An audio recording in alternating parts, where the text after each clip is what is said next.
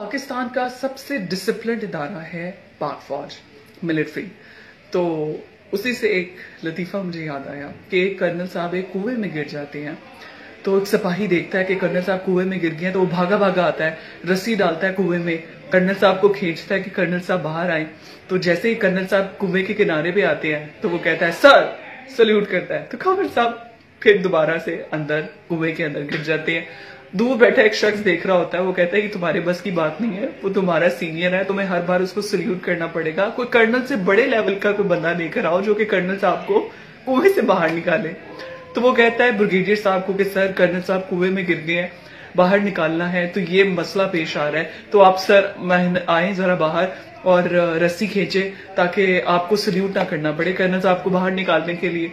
तो कर्नल साहब को रस्सी डालते हैं, ब्रिगेडियर साहब खींचते हैं। जब ब्रिगेडियर साहब खींचते हैं तो कर्नल साहब जब ब्रिगेडियर साहब को देखते हैं, ब्रिगेडियर साहब ने रस्सी पकड़ी होती है, कर्नल साहब कुएं पे आते हैं और कुएं पे ब्रिगेडियर साहब को देख के कहते हैं सर।